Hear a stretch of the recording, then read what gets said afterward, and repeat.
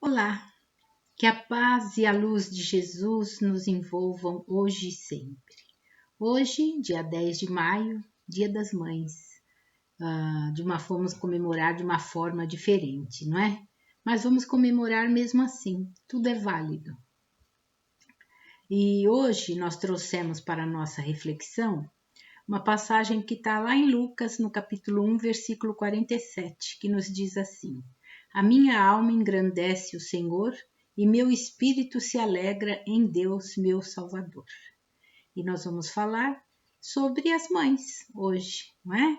Uma homenagem às mães. Então, nesta passagem, Maria agradece a Deus a bênção de ser mãe, né? Esta passagem está no Novo Testamento e ela é vista como o Cântico de Maria. Mãe, de onde deriva a magia que esse nome encerra?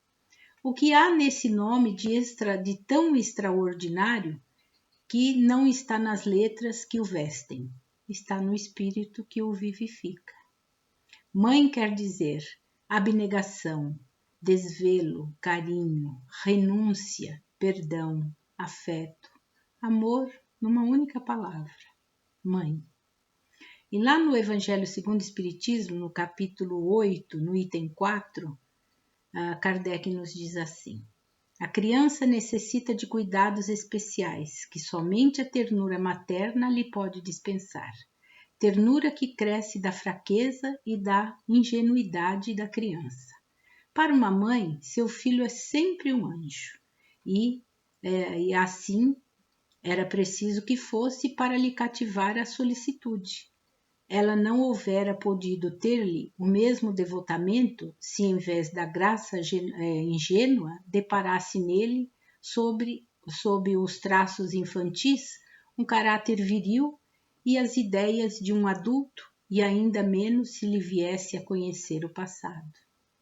Nós que acreditamos na reencarnação, sabemos muito bem que toda mãe, todo pai recebe um filho e ele tem uma história conosco, não é? Pode ser uma história de um resgate ou pode ser por afinidade realmente, que veio para ajudar os pais também numa empreitada nessa missão. Agora, se conhecemos o passado daquela criança, será que o amaríamos da mesma forma? Claro que não, né? Então é por isso que não lembramos, graças a Deus, não lembramos de nada. Então, a mãe recebe aquele ser como seu filho e o ama e o protege e faz tudo para encaminhá-lo na vida como um homem de bem. É essa a tarefa principal da mãe, não é? Por isso a importância da infância para proporcionar ao espírito um recomeço, com novas informações educativas para o seu progresso moral e intelectual. E aí a mãe vai procurar dar-lhe toda a orientação moral para que aquela criança realmente se torne um ser muito bom, que é essa a finalidade dele ter vindo nessa encarnação. E Emmanuel nos diz, homenageando as mães, ele nos diz assim: ser mãe é ser médium da vida entre o céu e a terra. Olha que lindo, não é? Porque a mãe, ela tem aquela função. Quando acontece qualquer coisa com o filho, fica doente, alguma outra preocupação, a mãe o que faz? Ela se apega na oração e pede a Deus que interceda pelo seu filho, que dê todo aquilo que ele está necessitando para melhorar a sua condição, não é? E dizem que o pedido de uma mãe geralmente é atendido, quando é evidente, não é? Quando é para o bem daquele ser, claro, né? André Luiz, no livro Entre o Céu e a Terra, psicografado por Chico Xavier, ele diz assim também: a mulher é a taça em que Deus colocou a água milagrosa do amor, da dedicação, da ternura, da renúncia, com maior intensidade para que a vida se engrandeça através dela. Olha como são frases maravilhosas, né? E interessante que hoje existem outros tipos de mães também, né? Existem de diferentes categorias. Existem aqueles pães que são pai e mãe ao mesmo tempo, né? Que ele não tem a mulher, não tem a figura da mulher, às vezes fez até aquela inseminação e só tem a criança. Então são chamados pães. Tem os homossexuais também, né? Que ou duas mulheres ou dois homens. Então são mães e pais nessa categoria, não é? Então, e zelam pelos filhos do mesmo modo que as mães, sem nenhuma diferença. Tem aquelas mães que zelam pelos seus animais, que também são mães, né? Como filhinhos, cuidam deles porque eles necessitam também, principalmente na velhice. Estou vivendo isso com os meus cães. Na velhice, é como se fosse uma criança realmente, né? Então a gente tem que cuidar do mesmo jeito, zelar ali com muito amor e muito carinho. Mãe, nome doce e suave. São 3 letrinhas, né? Às vezes fica lá, mãe, isso, mãe, aquilo, mãe. E essa é uma palavra muito doce e suave, gostosa de se ouvir também, não é? 3 letrinhas apenas, mas que encerram uma sublime missão. O M, maternidade. Mais o A, amor. E mais o E, esperança. Igual a mãe. Mãe é tudo isso, né? É a maternidade, é o amor, é a esperança de que ela vai conseguir conduzir aquela criança e transformá-lo num ser grandioso, num homem realmente de bem, de acordo com o Evangelho de Jesus. É isso que Jesus espera de todas as mães, que conduza bem aquele ser. E através da missão da maternidade, o amor se expande cada vez mais. E a gente vê esse amor, vê na televisão aquelas mulheres que às vezes têm seus filhos presos, estão lá levando o seu amor àqueles filhos. Erraram, todos nós erramos, não é? Todos nós erramos. Quem somos nós para julgar? E aquelas mães estão lá, zelando pelos seus filhos. E quem pode fazer diferente? Ninguém. E Deus sabe disso e atende a todas as mães. Conforta também aquela mãe que aquele filho errou, mas ela está lá tentando fazer com que ele volte ao bom caminho. Essa é a esperança. Por isso que o E de mãe dá esperança. Esperança de que aquele ser melhore e que, através do seu amor, ela consiga fazer com que ele volte ao bom caminho. E pela expansão do amor, surge a esperança, né? É a esperança do pequenino ser que retorna a esse mundo pelas vias da reencarnação, de se transformar num verdadeiro homem e poder reajustar-se de seus desequilíbrios adquiridos em consequência de erros cometidos no passado ou de erros cometidos nessa mesma encarnação. Então, esse espírito que renasce espera da mãe que o acolhe em seu ventre, que o ame profundamente, a fim de sustentá-lo na sua nova jornada terrena. Essa é a finalidade maior da mãe, não é?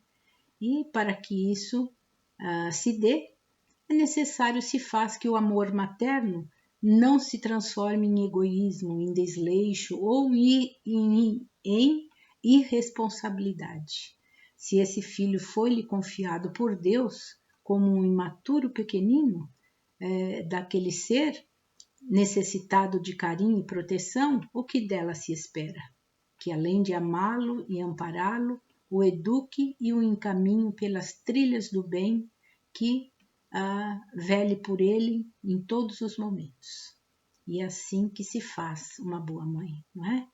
E ela cria aquele filho com deslevo e não importa aonde seja. Se é num palácio ou na mais humilde das choupanas, não importa. O amor da mãe é o mesmo, e toda mãe é responsável pela boa conduta ou pelo desvirtuamento moral de seu filho. E a mãe ela tem essa nobre missão de conduzir esse ser para que ele se torne um homem abençoado, um homem feliz e um homem de bem. E assim vai indo a sua missão, não é? E a sua missão estará cumprida sobre as bênçãos da mais pura e santíssima de todas as mães, a mãe de Jesus, Maria, a mãe de todas nós, é a mãe da humanidade. Ela foi considerada assim, não é? Quando Jesus confiou que João cuidasse dela. Então, ela é a mãe espiritual de todos nós. Então, e assim, todas as mães acorrem a Maria. Quando precisam, acorrem a Maria. Me ajude, Mãe Maria. Me dê forças, me dê sabedoria para saber lidar com esse ser, porque tem muitas mães hoje que não estão meio perdidas, não sabem lidar com as crianças, recorrem a quem? A Maria, a nossa mãe espiritual, a mãe de Jesus. E quantas vezes nós ouvimos alguém falar, minha mãe é má, né? Já ouvimos isso, já ouvimos muitas vezes essa frase. No fundo, esse má não é gratuito. Vamos ver? Então é assim. Um dia, quando meus filhos forem crescidos o suficiente para entender a lógica que motiva os pais e mães, eu hei de dizer-lhes: eu os amei o suficiente para ter perguntado aonde vão, com quem vão e a que horas regressarão. E eu os amei o suficiente para não ter ficado em silêncio e fazer com que eles soubessem que aquele novo amigo não era uma boa companhia. Eu os amei o suficiente para fazê-los pagar as balas que tiraram do supermercado ou revistas do jornaleiro e os fazer dizer ao dono: nós pegamos isto ontem e queríamos pagar. Eu os amei o suficiente para ter ficado em pé junto a vocês 2 horas, enquanto limpavam o seu quarto, tarefa que eu teria feito em 15 minutos. Eu os amei o suficiente para deixá-los ver, além do amor que eu sentia por eles, o desapontamento e também as lágrimas nos meus olhos. Eu os amei o suficiente para deixá-los assumir a responsabilidade por suas ações, mesmo quando as penalidades eram tão duras que me partiam o coração. Mais do que tudo, eu os amei o suficiente para dizer-lhes não, quando eu sabia que vocês poderiam me odiar por isso, e em alguns momentos me odiaram mesmo. Essas eram as mais difíceis batalhas de todas. Estou contente, venci, porque no final vocês venceram também. E em qualquer dia, quando meus netos forem crescidos o suficiente para entender a lógica que motiva os pais e as mães, quando eles lhes perguntarem se sua mãe era má, meus filhos vão lhes dizer: sim, nossa mãe era má, era a mãe mais má do mundo. As outras crianças comiam doces no café e nós tínhamos que comer cereais, ovos e torradas. As outras crianças bebiam refrigerantes e comiam batatas fritas e sorvete no almoço, e nós tínhamos que comer arroz, feijão, carne, legumes e frutas. E ela nos obrigava a jantar à mesa bem diferente das outras mães que deixavam seus filhos comerem vendo televisão. Ela insistia em saber onde estávamos a toda hora, tocava nosso celular de madrugada e fuçava nos nossos e-mails e nas nossas redes sociais. Mamãe tinha que saber quem eram nossos amigos e o que nós fazíamos com eles. Insistia que lhe disséssemos com quem íamos sair, mesmo que demorássemos apenas 1 hora ou até menos. Nós tínhamos vergonha de admitir, mas ela violava as leis do trabalho infantil. Nós tínhamos que tirar a louça da mesa, arrumar nossas bagunças, esvaziar o lixo e fazer todo esse tipo de trabalho que achávamos cruéis. Eu acho que ela nem dormia à noite pensando em coisas para nos mandar fazer. Ela insistia sempre conosco, para que lhe disséssemos sempre a verdade e apenas a verdade. E quando éramos adolescentes, ela conseguia até ler nossos pensamentos. A nossa vida era mesmo chata. Ela não deixava os nossos amigos tocarem a buzina para que saíssemos e tinham que subir, bater a porta para ela os conhecer. Enquanto todos podiam voltar tarde da noite, com 12, 13 anos, tivemos que esperar pelos 16 para chegar um pouco mais tarde. E aquela chata se levantava para saber se a festa foi boa, só para ver como estávamos ao voltar. Por causa de nossa mãe, nós perdemos imensas experiências na adolescência. Nenhum de nós esteve envolvido com drogas, com roubo, em atos de vandalismo, em violação de propriedade, nem fomos presos por qualquer crime. Foi tudo por causa dela. Agora que já somos adultos, honestos e educados, estamos a fazer o nosso melhor para sermos pais maus, como minha mãe foi. Eu acho que este é um dos males do mundo de hoje. Não há suficientes mães más. Um feliz Dia das Mães, aproveitem muito e feliz Dia dos pães, né? Que é pai e mãe também. E que a paz e a luz de Jesus continue a nos iluminar.